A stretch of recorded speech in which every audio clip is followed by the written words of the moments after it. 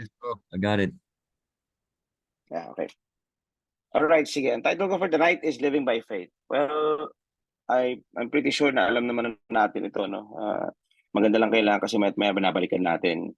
Kasi baka mamaya yung iba sa inyo, somehow, kailangan natin maintindihan ano ba yung pananampalataya. Kasi kailangan malaman natin kung ano nga ba ito para malakaran natin to at para mamuhay tayo dito. Kasi sa Tagalog, living by faith, nabubuhay ka sa pamamagitan ng pananampalataya. Ibig sabihin, ang English, living by faith.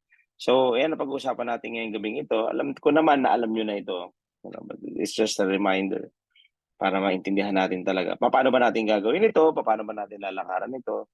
At ano ba yung pinaka-cornerstone nito? Ano ba yung saan ba nakatayo ito? You know, it's not about our faith, but it's Jesus Christ, but it's about the faith of God that was given to us through Jesus Christ. So, you see, the moment na malaman natin to at maintindihan natin kung paano dumarating ito, how faith comes, it will be easy for us to act on that faith. And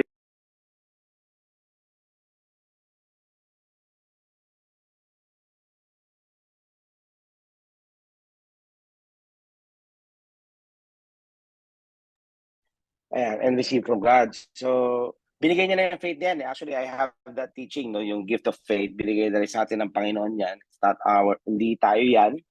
Kung akala nyo tayo yan, binigay din ng Panginoon sa atin yan for us to be able to believe Him. At sa lahat ng tao, binigay niya yan. And one thing then, pagdating sa faith, you know, as we look to Him, faith is also produced. Binigay niya natin ng faith, tapos habang tumitingin tayo kay Jesus, nadadagdagan pa ng faith, lumalabas pa yung faith. So, dyan umiikot yung faith, yung pananampalataya. So, importante rin kasi binabalik-balagan natin to, yung basics ng foundation natin, kasi madalas dito tayo nagkakaproblema. And pagka nagkakaproblema ka dyan, normally, it's directly linked to the foundation na bakit gano'n? Parang nahihirapan ako maniwala. Kasi hanggang ngayon, iniisip mo, parang hindi mo pa rin kakampi ang Panginoon. I'm gonna start with this verse, Galatians 3 verse 11. It says here, the first slide, but that no one is justified by the law in the sight of God. In the sight of God is evident, for the just shall live by faith. Pasahin ko sa NLT version. Isama ko dyan. Next slide. Yan. So it's clear that no one can be made right with God. So dito tayo iikot yung being made right with God. Kasi you will never be able to believe on God kung hanggang ngayon iniisip mo na hindi okay ang Panginoon sa'yo. Ibig sabihin na parang galit siya sa'yo, kalabang ka niya. So nakalagay niya, made right with God by trying to keep the law. For the scripture says, it is through faith that a righteous person has life. Now, we all know, you and I know, at tayo nandito, that we have been made the righteousness of God through Jesus Christ, through the cross. And it is through faith that we have life. Kasi kung hindi ka naniniwala, di pa paano mo lalakaran yung buhay na binigay niya. So, kailangan maniwala ka. And there are two different things that faith is applied for. Number one, it's believing God for something. And the other one, yung sabi ko, it's the faith that God gave us. You know, if you remember, kung titignan nyo, every time na si Paul, kausap niya si Titus, kausap niya si Timothy, di ba? Seek to the faith, or seek the faith, fight the good fight of faith. You know, this is the faith. Yung faith na tinutukoy na ito, this is the thing that you receive na alam mo na tinanggap mo lang ito, na right standing ako with the Lord, na pinatawad niya lahat ng kasalanan ko. It's a gift. Tinanggap ko to. Alam mo yun, ang gift, hindi mo naman makukuha yan kung hindi mo tatanggapin. So, kailangan maliwanag sa'yo na natanggap mo to. So, kailangan, importante rin sa atin na kailangan pino-point out ko ngayong gabing ito yung pinanggagalingan ng pananampalataya natin eh. Kasi, a Christian would be, parang mahihirapan siyang magtiwala o maniwala o lumakad dun sa mga pangako ng Panginoon kung hanggang ngayon ang iniisip niya hindi niya kakampi si God. Kung hanggang ang iniisip niya, oy, nakabantay siya sa'yo sa bawat pagdulas mo, sa bawat pagkakamali mo, at sa bawat pagkakamali mo, itatapon ka niya o magagalit siya sa'yo o bibigyan ka niya ng ganito, doon nahihirapan lumakad o doon nahihirapan mag-live by faith. Diba? Simple lang. Bakit ba it's not through the law of Moses, and it's not through the blood of bulls and through the blood of goats, but through the blood of Jesus. Doon naman tayo naging righteousness ni God eh. So bakit ba tayo naniniwala na heal tayo? bakit ba pagka biglang may disease or somehow may mga symptoms or may sickness na dumarating na or somehow nagna-knock sa pinto mo, 'di ba? Ba't mo hindi tinatanggap 'yun? Kasi alam mo kakampi mo Panginoon, alam mo na hindi sa kanya galing 'yun at alam mo na binayaran niya 'yun. Nakuha niyo ako? Because we know that we are in right standing with God. So ibig sabihin, sickness is hindi pwede sa 'yan, hindi allowed sa 'yan. Di ba? Same thing din. Ba't ba tayo naniniwala na prospered tayo? Because we know that we are in right standing with Him. And He gives that prosperity as a gift. Kasama dun sa cross, tinanggap din natin yan. Ang gagawin lang natin naman, yun na nga, we have to do is receive it. So una sa lahat, di mo matatanggap yan kung hindi ka naniniwala na okay kayo ni God. Doon lang naman tayo ikot ngayong gabing ito. I need to make sure at kailangan sigurado ka rin na alam mo, kakampi mo ang Panginoon. At pagkakampi mo ang Panginoon, walang sino man ang pwedeng makapanakit sa'yo. Amen? Minsan isipin mo, karapat-dapat ba akong bigyan? Karapat-dapat ko bang matanggap itong mga to? Karapat-dapat ba sa akin itong healing na ito? Karapat-dapat ba sa akin itong restoration na ito? Well, kung tutusin, hindi talaga. Pero dahil kay Jesus, oo. At yun ang tinatayuan natin. It's because of the cross. Every time na parang bubulong yung kalaban sa'yo, hindi ka pwede dyan, hindi ka obra dyan. Pero lagay mo lang sa isip mo, teka muna, hindi, bayaran ni Jesus Christ yan. Tinanggap ko yan . So, ibig sabihin, yes, it's not because of me, it's not because of my works, it's not because of the things that I'm doing, but because of what Jesus has done on that cross. Kaya ako natatanggap yan, kaya ako tinatayuan yan. Amen? So, dito nag-uumpisa yan. So, actually, ang pinaka-core nito, all faith starts with His love for us. Mas nagiging tunay yung pananampalataya natin o paniniwala natin sa Panginoon pag alam natin na mahal tayo ng Panginoon at hindi siya nagagalit sa atin. Because there's nothing that we can do to God that could make Him love us more or love us less. Mahal niya tayo. Amen? Kumbaga, dapat totoo sa puso mo ito, totoo sa isip mo ito na minahal niya ako. Kaya sabi ko lagi, di ba, in John 3:16, you have to make this personal na you don't just say that for God so loved the world. Kaya mong sabihin na sa pag-ibig mo, Panginoon, for God so loved me. Diba? He gave His Son for me. Sa puso mo na, yun yung pagmamahal ng Panginoon, namatay ang anak niya para sa akin. Nang sa ganun, pag tinanggap ko siya, mararanasan ko yung buhay na walang hanggan na pinagbayaran niya sa krus. Amen? Doon pala makikita natin at mariremind tayo, oo nga, I'm in right standing with Him. So, ibig sabihin nito, it gives us the assurance that God is with me, that God is with us and not against us. Amen? And I pray na, alam ko naman, lahat tayo dito naiintindihan yan. And somehow, yan din yung madalas or ang number one when we go evangelize or when we share the word, ito yung number one na dapat natin ipinapaalam din sa mga non-believers na ipaalala sa kanila na mahal ka ng Panginoon. Yung iniisip mo na hindi para dapat sa'yo. Pinagbayaran ng krus yan. Pinagbayaran ni Jesus Christ yan. So ang gagawin mo lang, ipaliwanag sa Kanya at ipakita yung pagmamahal na dala-dala mo. Amen? Kasi pag ganito, hindi na dapat gugulo sa isip natin ngayon yung tanong na, mahihil niya ba ako? Puprovidean niya ba ako? Puprotektahan niya ba talaga ako? Yung mga ganyan, marirestore ba talaga kami? Yung mga ganyan, so, sa marriage yan. Hindi na, yung tanong mo, hindi na ganyan eh. Yung mga, will He really take care of me? Hindi mo na iisipin pa na ganun ba? Hindi. Alam mo na kagad. Kumbaga, garantisado ka na. Sure na sure ka. Kumbaga, pag sinabing, i-heal niya ba ako? Yes. Di ba? Sure na sure ka do. Of course. He's already healed me 2,000 years ago. Because He cares for me. Because I am in right standing with Him. So when we say we live by faith, we actually live in this awareness sa isip at sa puso natin na I can trust God or we can trust God because we're in right standing with Him. Amen? Kasi kung hindi mo kayang paniwala ng Panginoon dito, mas mahihirapan kang tanggapin yung mga bagay na para sa'yo na bigay ng Panginoon. That's going to be impossible. Kasi you will always have that doubt in your mind na baka ayaw niya kasi may nagawa ako, baka ayaw niya kasi ganito, baka ayaw niya kasi ganito, baka ayaw niya dahil sa nakaraan ko. Palagi ka may doubt na gano'n. So yan ang tinatanggal natin. Amen? It has nothing to do with whether we do right or we do wrong. He blessed us because of Jesus, not because of our works. Yes, of course, pagka mag-sin tayo or merong mga wrong mistakes or wrong decisions, yes, of course, nagagamit din yan ng kaaway. Pero it doesn't mean na tinatanggal ng Panginoon yan. Ginagagamit lang ng kaaway to hinder us from the breakthroughs na para sa atin. which is why we fellowship with the Holy Spirit, and we all the more we read the Word para mas maunawa natin at makita natin kung ano ba dapat yung nilalakaran natin, saan ba dapat tayo lumalakad. So yun yung starting point niya. We need to have that faith, saying that I am the righteousness of God. Sa Tagalog, ikaw yung katuwiran ng Panginoon. Amen? Paano ko naging tuwid? Ganito, ganyan. Remember, tuwid ka na in the Spirit. Tinuwid na yan. At yan yung nilalabas natin sa soul natin at eventually sa body natin to the here in the physical realm. At yun yung pagkatao natin na nailalabas natin. Saying that, when you say that you're the righteousness of God, that's why I'm healed. That's why I'm prospered. Diba? It's why I'm all these things because of the cross. Amen? I am the righteousness of God. Again, this is a gift tinanggap lang natin to, di natin to pinagtrabahuhan.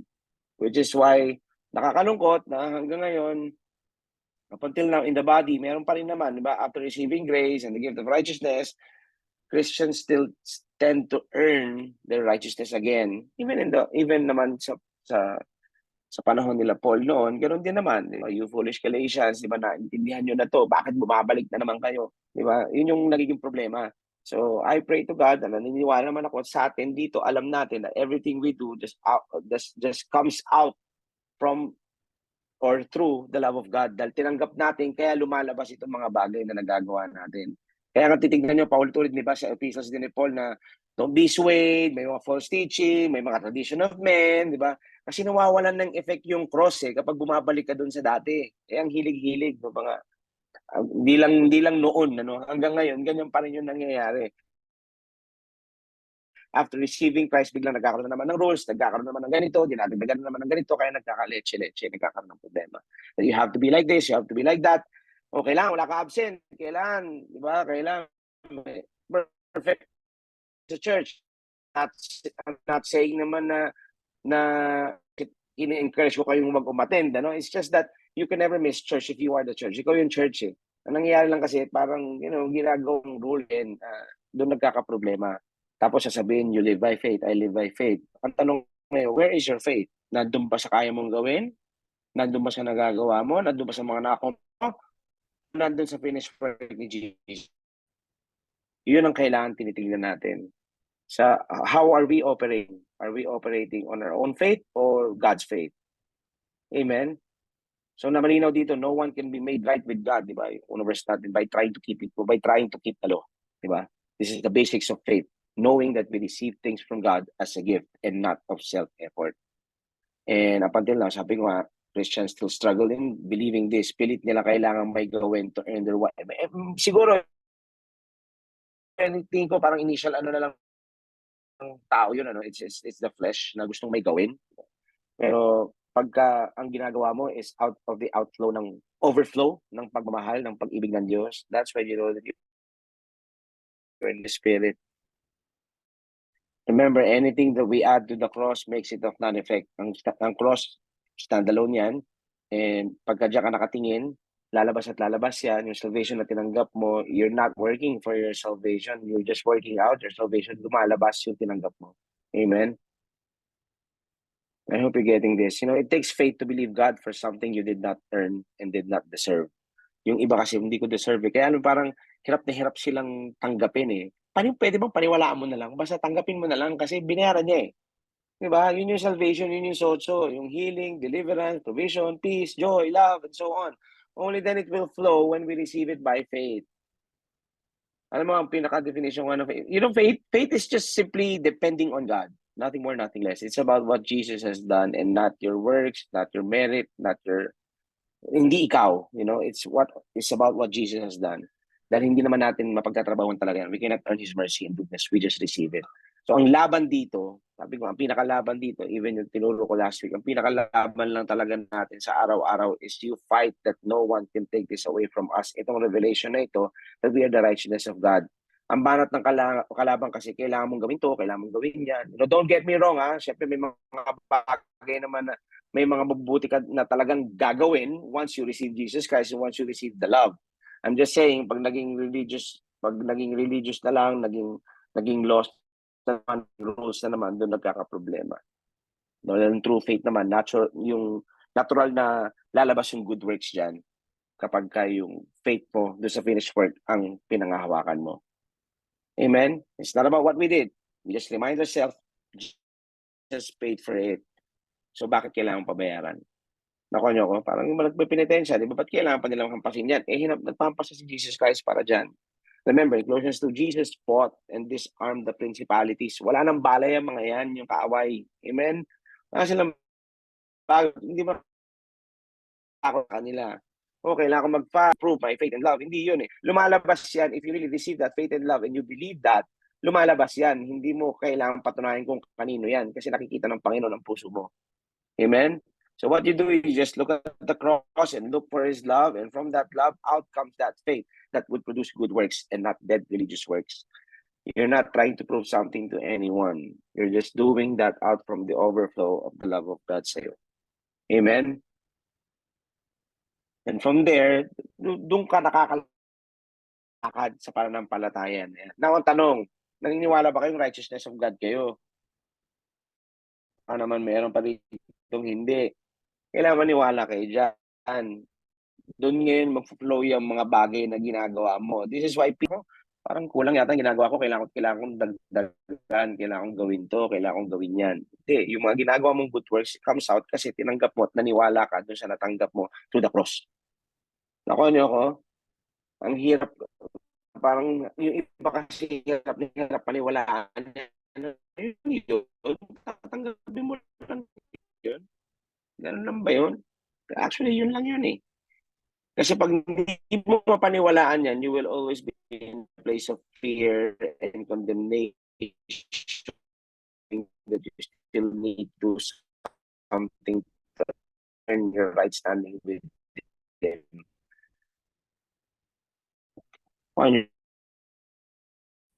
At hanggang ngayon, sa mga church, ito kasi hindi napapagod ng tao kay God. Kwento kayo maganda, di ba? Gugulo eh. Ano yun? Masyadong may disconnect doon sa Word of God at doon sa pinapakita ng tao. At yung mga tao na umayaw, yung mga Kristiyano umayaw, yan lang yung nakikita. It cannot be about what you do. Importante rito, it's about what Jesus has done on that cross. So kung gusto mo, makontaminate mo, gawin mo, you tingin ka sa sarili mo. Tingin ka doon sa kaya mong gawin. Dito, we change the root, right believing, right living. Hindi yung rules and regulations and this and that. I'm not saying yung mga rules, pangit din. So, siyempre, kahit paano, meron din naman tayong, may mga, ano naman yan, kumbaga may bearing din naman yung mga yan, especially in organizations. But pagdating sa cross, pagdating sa Christianity, it's all about Jesus. It's all about what Jesus has done at hindi sa mga ginagawa natin. Amen? Medyo mahaba yung intro ko pagdating niya.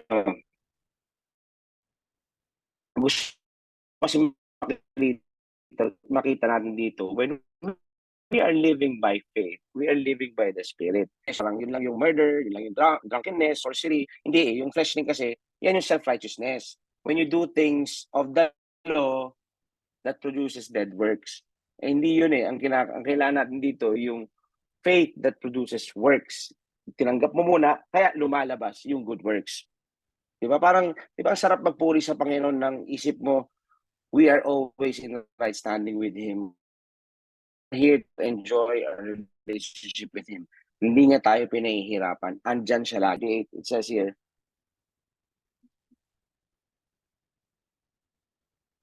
next slide.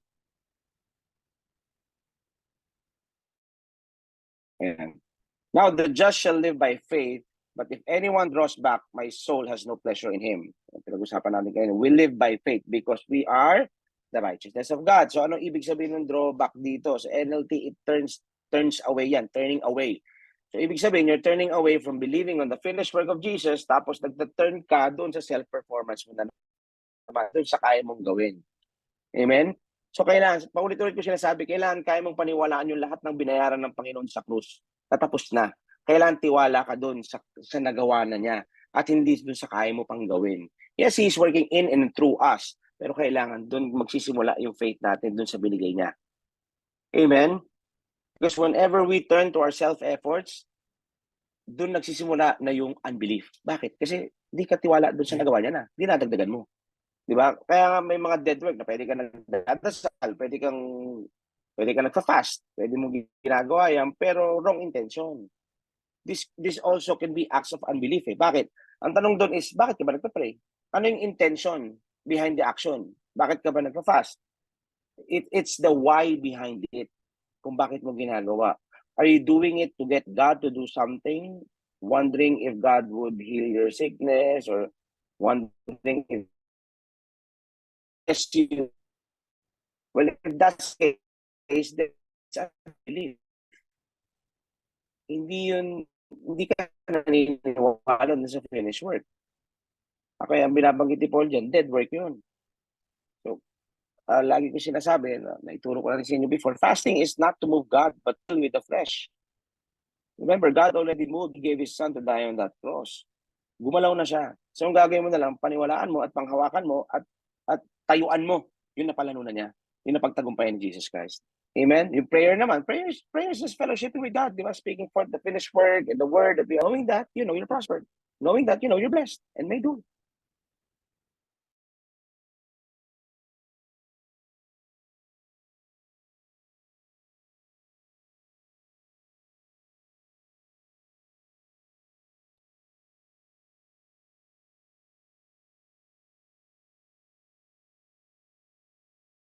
We're losing you, Pastor Match.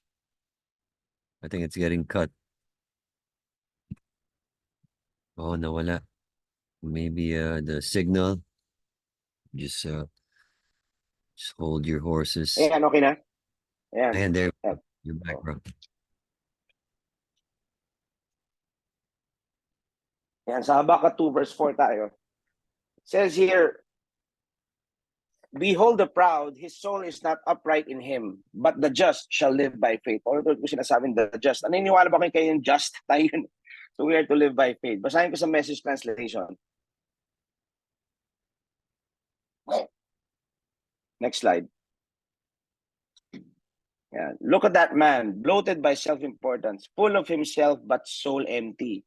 But the person in right standing before God through loyal and steady believing is fully alive, really alive. Dito nagiging buhay na buhay yung pananampalataya natin. Ang gusto ko lang, pinaka-suma total nung niremind natin ngayong gabing ito is, you have to believe that you are in right standing with the Lord. Only then that you will be able to experience this life na bigay niya. Amen? Kaya nga palagi ko sinasabi, ito, especially kapag nandun ako sa jail, nagtuturo ako before, you just keep on declaring and believing that you are the righteousness of God. Nang sa ganon, hindi mo na kailangang pigilan pa yung sarili mong gumawa ng masama. Kasi knowing na ikaw yung katuwiran ng Panginoon, hindi pa magkakaroon ng disconnect sa isip mo yan na gawin pa yung masama pag alam mong katuwiran ka ng Panginoon. Doon nag-uumpisa yung buhay. Doon nag-uumpisa ang nagtitiwala. When we know na ang Panginoon nasa iyo. At lahat ng katuwiran niya, lahat ng kabutihan, nandyan din sa iyo. Then ngayon, pag alam mo namatay siya para sa iyo, at alam mong maayos kayo, alam mo pinatawad niya yung kasalanan mo, only then na tunay ka naniniwala at tunay ka nagtitiwala. Yun yung finished work eh. Because the just, yung just na yan, tayo yan. Na-justify tayo because of Jesus. Tayo who is loyal and steady believing on the finished work of the cross. Ang sabi dyan, is alive. Fully alive. Look yourself in the mirror. Nakikita mo naman, buhay na buhay tayo. Yes, of course, buhay tayo. Pero even on the inside and in our minds, buhay tayo. Buhay na buhay. Amen? Masaya. So it's always between, dito pa lang nakikita natin sa translation nito, it's always between trusting ourselves and trusting Him. So who do we trust? We trust Him. At pag nagtiwala ka sa Panginoon, dapat maniniwala ka dun sa pinaniniwalaan niya. At isa dun sa pinaniniwalaan niya ay naniniwala siya sa iyo. Nakuha niyo ako? Kasi naniniwala ka nga sa Diyos. Ang Diyos naniniwala sa iyo. Ba't ayaw mo maniwala sa sarili mo? Ba't ayaw mo maniwala sa kakayahan mo? Buti pa ang Diyos naniniwala sa iyo. Amen? Romans 1 verse 17, it says here, for in it the righteousness of God is revealed from faith to faith, as it is written, the just shall live by faith. Paulit-ulit, the just shall live by faith. Alam naman natin na tayo yan, so we are to live by faith. No, the verse before yung verse before this, ang tinutukoy is about the gospel of Christ, about the power of God unto salvation. At nandun natatagpuan ang revelation that we are the righteousness of God. Now, gusto ko lang ipakita sa inyo, kaya inisa-isa ko yung mga verses wherein binabanggit yung the just shall live by faith. Paulit-ulit yan, nakaapat na. This is what I want us to see. The just shall live by faith, tayo yun. We are the just through Jesus. Now, how do we live by faith? Kasi ito yung title natin ngayon, living by faith. Paano ba tayo lalakad dyan? Paano ba tayo mabubuhay dyan? How do we live by faith? Pag sinabi mong live by faith, you're not just visiting. Hindi ka lang basta bumibisita o paminsan-minsan, maniniwala ako paminsan-minsan, hindi. Hindi ka bumibisita dyan. Nakatira ka dyan. Living eh. Di ba? You're living by faith. Diyan ka nakatira sa faith na yan. We live and by it. You know, diyan tayo nakatira. So how? So first, we have to understand, paano ba tayo, how are to we live by faith? So we still, first we need to understand what faith is. So ano ba yung faith? Hebrews 11 verse 1. Next slide. Now, faith is the substance of things hoped for, the evidence of things not seen. Well, alam naman natin to. Lagi nating quote ito. You know, we know what faith is. Faith is the substance of things hoped for, evidence of things not seen. No, kahit hindi pa nakikita, naniniwala ka. Pero alam mo, sa totoo lang, di ba? Pag sa baguhan, hindi mo masyadong magigets ito. Ano yun? Paano nagiging hindi mo pa nakikita? Di ba? Paano maintindihan yun? Kahit ako nung una, napapa-oo na lang ako dito. No? Not until I really looked into it, with the help of the Holy Spirit, of course, and finally understood this. Gusto kong makita nito, breakdown lang natin sa ibang angulo. Gusto kong makita niyo ito. If this is what faith is, remember, how does faith come? Next slide. So then faith comes by hearing, and hearing by the word of God. So faith comes by hearing the word of God. Amen? So kung hindi mo naririnig, malamang hindi ka nagbabasa. Magbasa ka para may marinig ka. Kung hindi ka naman marunong magbasa, there are ways for you to be able to hear the word of God. Amen? Find a way for the word of God para malaman mo. Now, I remember, naalala ko yung palabas na Book of Eli. Di ba yung Bible na pinag-aagawan nila doon are yung ano, ang tawag doon sa mga blind, yung libro pangbulag. I forgot that term na gamit doon. Anyway, yun nga di ba? Yun ang gamit, yun yung nag-iisang Bible, pero yun yung pinag-aagawan nila. Anong tawag doon? Braille. Braille, yun, di ba? Yun nga yung pinag-aagawan nila doon Kaya kung di ko alam kung mahirap kung di ka marunong magbasa, may paraan para magbasa. May paraan para makarinig. Amen? So anyway, so i-simplify natin ngayon. Gusto ko i-simplify natin ngayon. Romans 10:17, if faith comes by hearing or reading and knowing the word of God, so ibig sabihin, yung faith is the word of God, equals the word of God. Amen? Faith comes by hearing, and hearing by the word of God. So faith, faith, word of God. Diba? So sabi, diba, when the word of God comes to you, faith comes. When you start to understand the word of God, faith comes. Amen? Sundan? Now, who is the word? Jesus.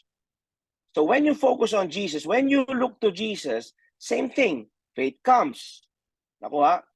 So here's the problem. Sa mundo natin ngayon, in the world today, tinatanggal kasi nila yung word of God. Yun ang nagiging problema Wala na nagbabasa. Mas okay na sila sa mga motivational speaking. I'm not saying again na hindi maganda yan, hindi masama yan. Hindi ko rin sila dinadown.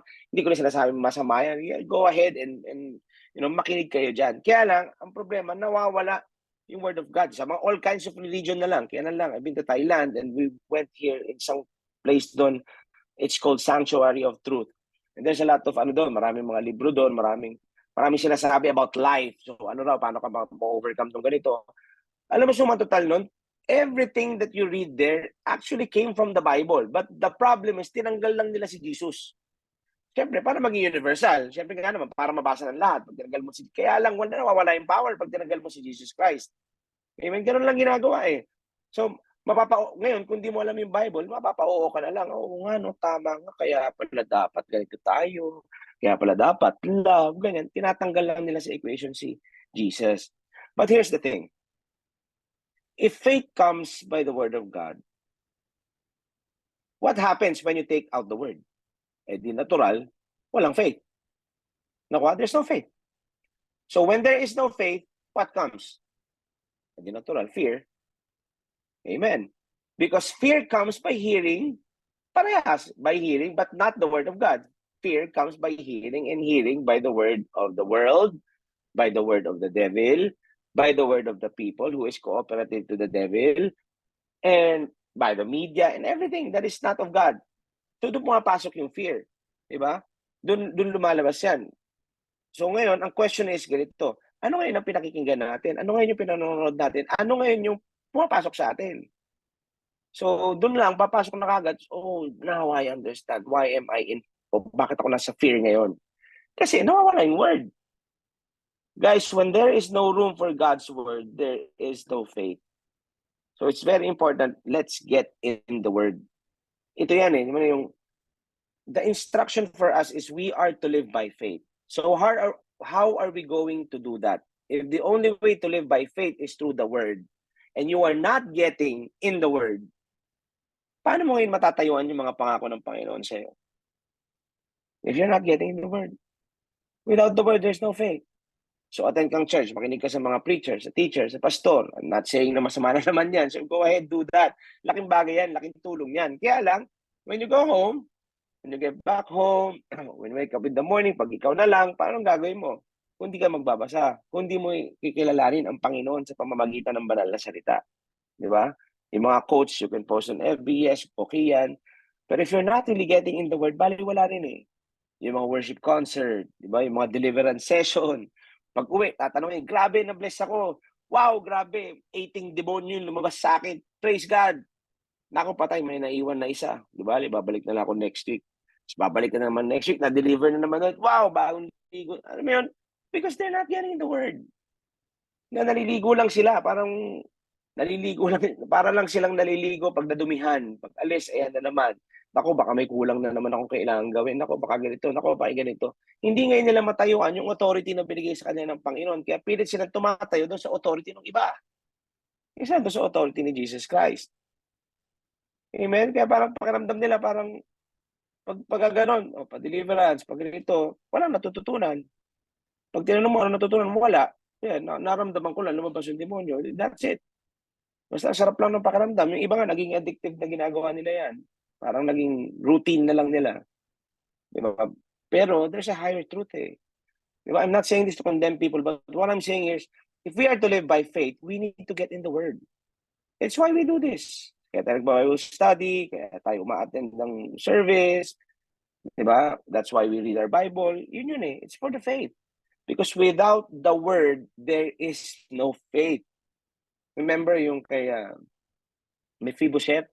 Di ba hindi naman siya mare-restore kasi he was in a place where there is no word. Nung pag-alis siya lang, that's only then na na-restore siya.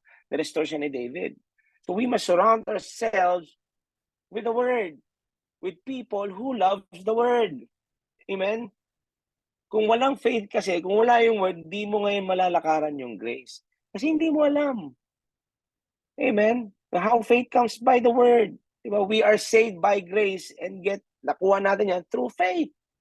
So now, dahil naintindihan natin, Jesus,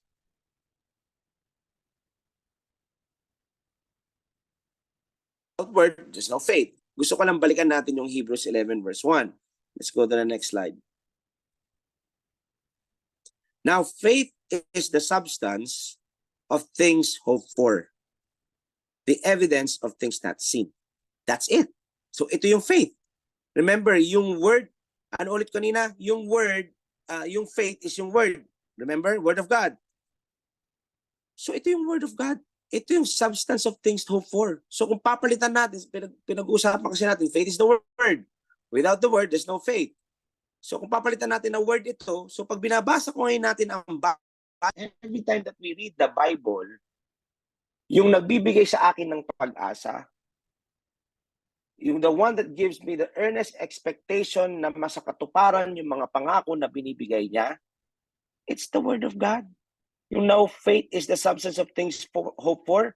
Now, the word of God is the substance of things hoped for. The word of God is the evidence of things not seen. I hope you're following me. Faith is the word.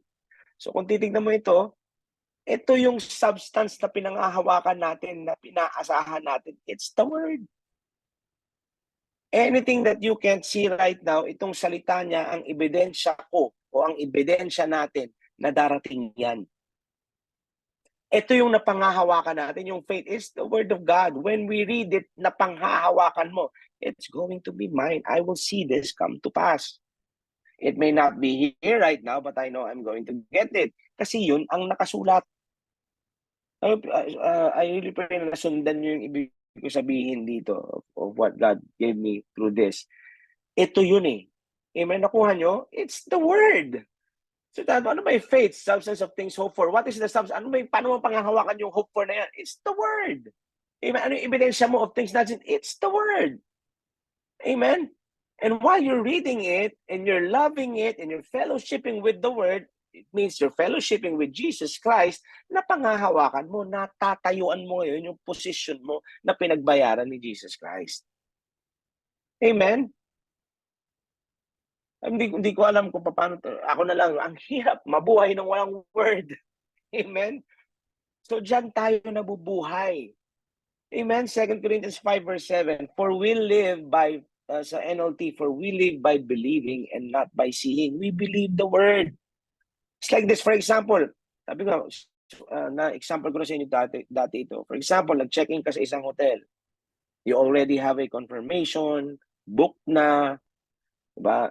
Okay na, kasi nabayaran mo na rin. Tapos pagdating mo doon sa reception, biglang sinabi, wala po kayo, puno po kami ngayon eh. Papayag ka na lang ba ng ganun? Bayad ka na, may resibo ka, may confirmation ka. I should have a booking kasi bayad ako. Ito resibo ko. Pag gano'n nga, pinaglalaban mo eh. Bakit yung salita ng Diyos na sinabi ng Panginoon, bayad yung kasalanan mo, bayad yung kagalingan mo, bayad yung karunungan mo, bayad yung kasaganaan mo. Bakit titiklop tayo? Ba't hindi natin ipaglaban? Samantalang yung resibo natin, pirmado pa ng dugo ng Panginoong Hesus. Amen? Same thing with the Word of God. Yan yung confirmation natin. And it has been paid for by the blood of Jesus. You may not see it yet, pero you have no fear. Hindi ka nag-worry na hindi mo makukuha yan. Kasi alam mo, I am in right standing with God, and I know the Word, I know Jesus. Ito yung faith to faith, the God's faith na binigay sa'yo, Jesus' faith, nakatingin ka sa Kanya, constant. Nakuha nyo? Yun ang kailangan natin panghawakan. Tatayuan mo yan. Pero kung hanggang ngayon, iniisip mo, hindi, you're not, parang iniisip mo, hindi, kulang pa rin, kasi nga, hindi kasama sa binayaran niya to, ito yan, hindi, ginagawa niya to kasi nagawa ko to, mahihirapan ka maniwala dyan. You'll never, hindi mo makailanman makikita yung breakthrough mo kasi hanggang ngayon iniisip mo hindi para sa'yo. Yes, totoo naman, talagang hindi tayo karapat-dapat, pero binayaran ni Jesus Christ eh. So tanggapin mo. It's for you.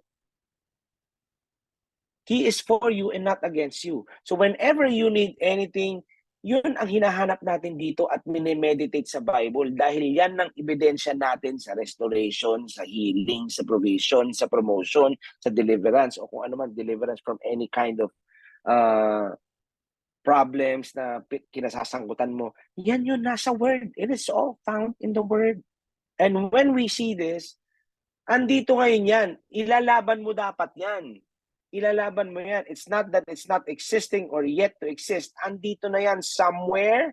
And eventually, I know it's existing already and I know I will get a hold of it because I have the confirmation through the Word. Amen?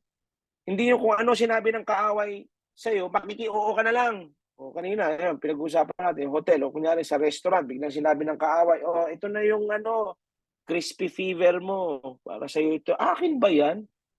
And nasarapan kami sa crispy itsura. Alam mo yun, pag sinabi ng kaaway, ito, makiki-oo ka na lang, tatanggapin mo na lang ba? Hindi. Hindi pwede. I come against that. Hindi sa akin yan. It will never be mine. Amen? Hindi ba kasi parang, mukhang maganda pa sabihin ng kaaway na, ito, may ganito ka. Sa'yo yata ito eh. Ay, sa akin ba yan? Hindi nga, akin ba yan? Oo nga ata. Hindi. Ba't ka umuoo doon? Kasi you're not getting in the Word. Hindi mo alam kung ano yung binayaran ni Jesus Christ. Hindi mo alam kung ano yung meron ka. Hindi mo alam kung ano yung pinangako sa'yo. Kasi kung alam mong ipinangako sa'yo that no weapon formed against you shall prosper, alam mong aalisan mo yan at tatanggihan mo yan, hindi sa akin yan. Umalis ka. In Jesus' name. Amen? Now, if faith is the word, let's get in the word. Proverbs 3. I'm almost done. Sabi sa Proverbs 3, verse 1. My son, do not forget my law, but let your heart keep my commands. We won't be able to keep this if we are not even reading it. Amen? Hindi natin to maitatago o mapangahawakan kung hindi natin to binabasa. Okay? Remember, the law is already in our hearts. Now, tanong, lumalabas ba? Remember, not forgetting His benefits is what pleases the Lord. Remember, Psalm 103. Diba? So, kaya ipinapaalala mo yun. Alam mo yung binayaran ng Panginoon. Doon siya napiplease sa atin. Doon siya natutuwa. It is impossible to please God without faith. So, paano napiplease ang Panginoon? Faith, believe Him. Believe what He says about you. Amen? We already believe God eh. Alam na rin natin yung kaya niyang gawin. Eh dapat, magtiwala din. Kailangan, kaya rin nating maniwala doon sa kayang paniwalaan ng Panginoon tungkol sa atin. And then He's pleased. Amen? I'm not just talking about actions, you know. Sabi ko nga kanina, paulit-ulit ko sinasabi, the intention of the action. And remember, sabi dito, my son, do not forget my law, but let your heart keep my commands. May promise dito when we don't forget. Ano sabi sa verse 2? For length of days and long life and peace, they will add to you. While exercises and supplements and diet and health are important, syempre, importante rin yan. But ito yung pinakamatinding promise dito. Do not forget.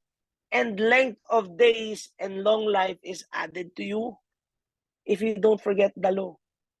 To honor your parents is a promise, di ba? Honoring your parents is a promise. Nakalagay din doon. It lengthen your days. That's a command. Hindi na kailangang ipukpok sa iyo na gawin mo. Lumalabas na sa iyo yan because the love is already on the inside of you. So na ma-manifest mo itong mga bagay na ito. Hindi naman masama yung law eh. Kaya lang naman napunta yung law kasi noon para maintindihan ng tao na kapos sila. Ngayon, naintindihan lang kapos sila. Kapos tayo, hindi natin kaya ito. Andyan si Jesus. Si Jesus ngayon ang mag-fulfill nito. Si Jesus ang mag-accomplish ito. At ngayon, tinanggap na natin ng Panginoon. Everything that Jesus accomplished, everything that Jesus fulfilled, nandito na sa atin. So alam na rin natin yun. Kaya nga pag nagbabasa ka ng Bible, parang kino-confirm na lang sa'yo. Alam ko na to ah. Bakit? Kasi si Jesus na itanim na sa'yo. Nasa iyo na eh. Nakuha nyo, kung nabubuhay na lang habang binabasa natin. In verse 8 says here, let not mercy and truth forsake you. Bind them around your neck. Write them on the tablet of your heart. The word let not means it's our responsibility once again. Hindi yan naalis at mawawala kung hindi mo iiwanan. Kung hindi mo i-recognize at hindi mo i-acknowledge na nandyan pala. Magbasa tayo. Amen? Hindi ko naman maipapasa sa inyo yung kagustuhan ko magbasa, pero andyan yung buhay. Amen? Andyan yung eternal life. Andyan yung everything that we would ever need in this world, nandyan sa salita ng Diyos. At dyan na tayo nakakausap. Nakalagay in verse 4, and so find favor and high esteem in the sight of God and man. So sowing and reaping pa rin mga kapatid. Pag committed ka sa mercy and truth, favor surrounds you as a shield. Nakalagay din doon, righteous sa Psalm 5 verse 12 yun. And you are righteous. You are the righteousness of God. Amen?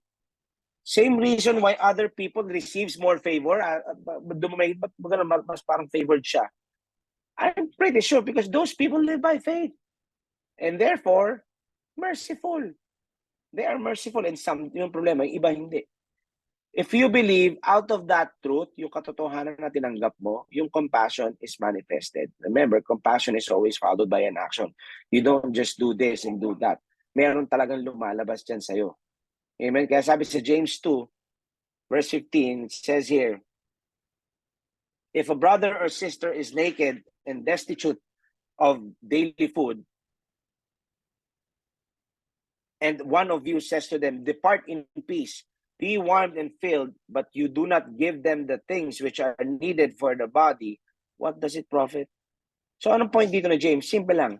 It's not just about telling someone who is in need that don't worry, all your needs are met. Remember, kailangan may action, di rin puro may salita. Amen?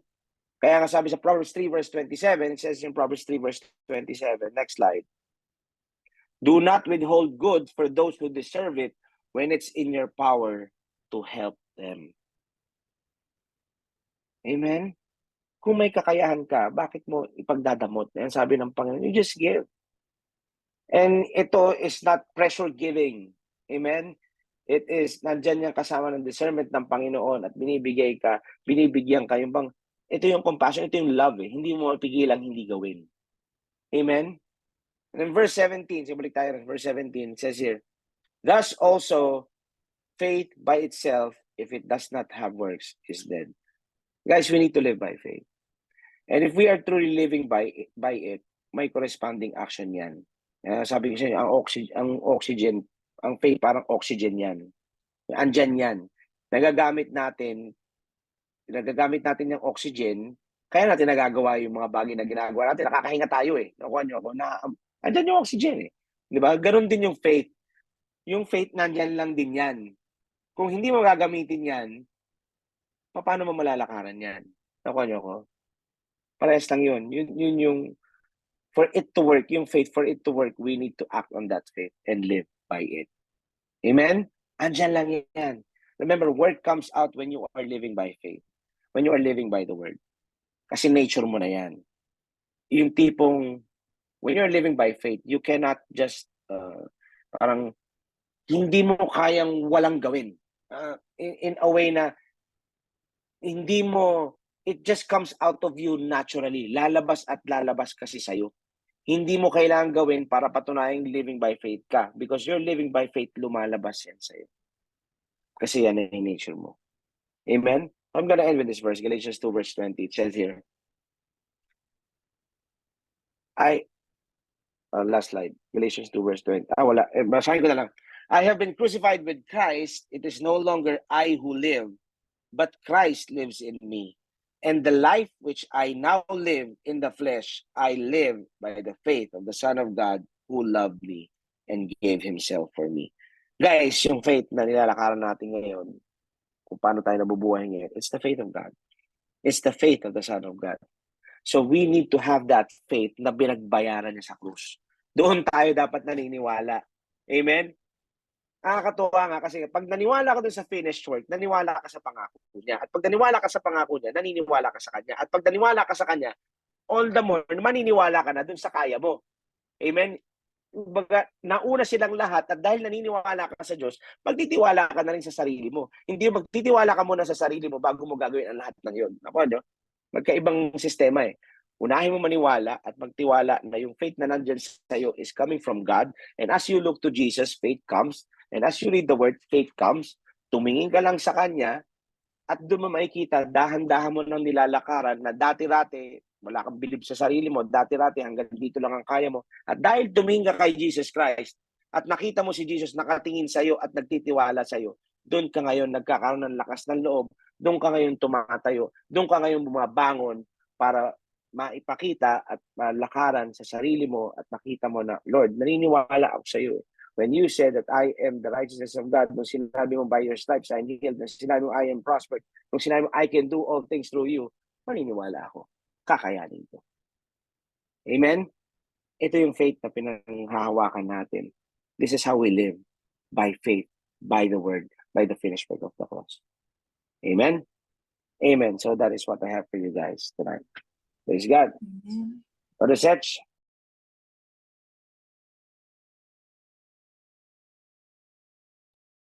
Amen and amen. Praise God.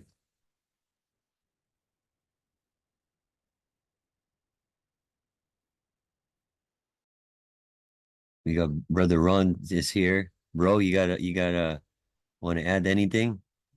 No, bro, it's very straightforward and edifying message. So yeah, praise God.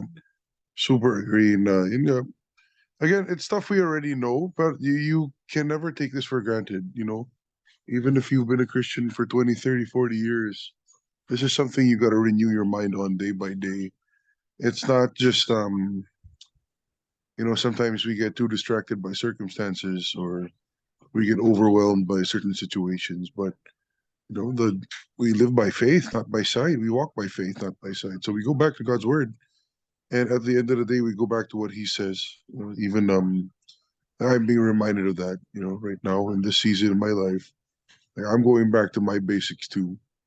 You know, that there are certain situations that it's really bothering me, but I realized, hey, you know, I've faced this before, and I just gotta trust the Lord and stop putting it on my own shoulders because the Lord said He'd take care of it. So we stand on His word and we walk by faith, live by faith, and trust that God is able to do what He's promised. So, Amen. And I think I just wanted to say, sometimes it's like a cliche for Christians na parang, alam mo yun, go back to the word and read it. And, alam mo yun, parang it's become like, Christianese for some of us. So parang, some of us think we know the word already since you've read it once or twice. And, parang, nabasa ko na yan. Parang ganun yung attitude. And I think that's something we need to refresh. Also, lalo na for those who've been Christians for 10, 20, 30, 40 years. And it's so refreshing to hear from Pastor Match na, alam mo yun, parang going back to the word talaga eh. It sounds basic, pero sobrang importante na, you know, we gotta just keep going back to the word because if you fall in love with the word, it never becomes dull. It becomes more exciting through the years.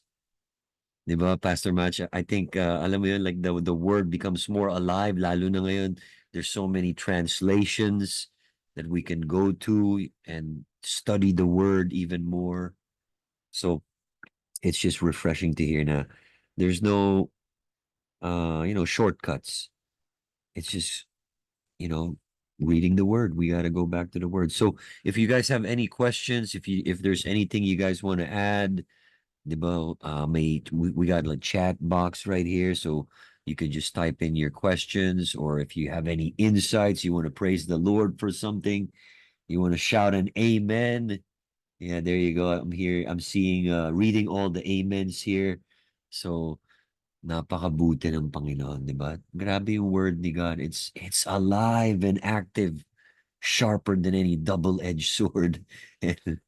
And that's what I saw, nung nakita ko si Brother Ron nagbabasa ng word, and sabi ko, paano niya nakita yun? Ilang beses ko na binasa yung verse na yun, ilang beses ko na-memorize yung verse na yun, pero bakit di ko makita yung nakita niya? Alam mo yun, and that's when I started to say, this was like many years ago, and I want that. Gusto ko yun. Gusto ko makita yung nakikita ni Brother Ron. Ba't di ko makita yun? Diba? And if that's you, if you want to see, the word of God alive in your life, there's no shortcuts. You gotta bask in the word of God. You need to soak in the word of God. And walang shortcuts eh. Diba, pag binasa mo sa Tagalog, iba yung lalabas. Pag siguro different languages din, diba? So, yun yung privilege that we all have. So, it's so powerful. Walking by faith, not by sight. First time I read it in the NLT, and it's really good. So, uh, anybody else wants to add anything? Maybe you guys got a word or something. Just want to share, bro. You know what you mentioned earlier was very important. I think that if you are in a place where you think you know everything there is to know about the verse, I'm going to verse. That's a very dangerous place to be. Like don't ever underestimate or the power of God's word, and don't think that you know everything about a certain verse. You may have memorized it, so it's one thing to know the verse; it's another thing to believe in it. That's why the scripture tells us to renew our minds. We have to keep these words new in our minds and in our hearts. So it's not always about getting a brand new revelation, but you know, um, being reminded, stirring ourselves up, and edifying one another. Through going through these. It may seem like basic stuff, but this is This is how you become victorious. You know, it's the foundational stuff that's the most important. So I will never get tired of going back to this. We do need to humble ourselves and always put the word of God above our circumstances, above, whatever it is. The word of God is always true. So let's have that humility to always check our hearts and go back to the word and see, what the Lord is speaking to us at this point in time. Amen. Actually, I'm being reminded nga, bro, just just bring back the discipline of reading the word, day and night. Alam mo yun, morning and evening, and just spending time, kasi we're living in a world where distractions are in the tip of our fingers. Like it's right there. You're just gonna swipe and distractions right there. And I think sometimes we just gotta put that, put the distraction away and go back old school. Alam mo yun, like maybe you have your Bible in your smartphone, and minsan may, you're reading the Bible pero biglang may notification, or it's just so easy to get distracted now. And I think it takes so much effort for us to just, put the unnecessary things away and just focus on what the word is saying, or focus on where the Lord is bringing you. We're in different seasons maybe, but there's a new season that's coming up, and it's gonna be better. It's gonna be good. It's gonna be the best is yet to come. So I think if we focus on the word, we learn how to put away the distractions. That's when revelation comes. That's when revelation begins. So it's being intentional. So ganda, Pastor Match. Talagang always good to have the word, and to go back to the basics, but go back to the basics, and it's never gonna grow old. Diba? We should never grow tired of it.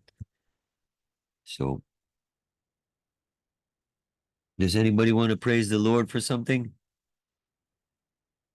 Anybody want to? I notice your voice, bro. It's baka parang you've been talking, no, the whole trip. Siguro you've been Sadly, it's been like this for over a month, bro. I haven't really been praying about this. Pero better na. Much better compared to a few weeks back. Mukha namang okay na, pwede na mag-falsetto. Yeah.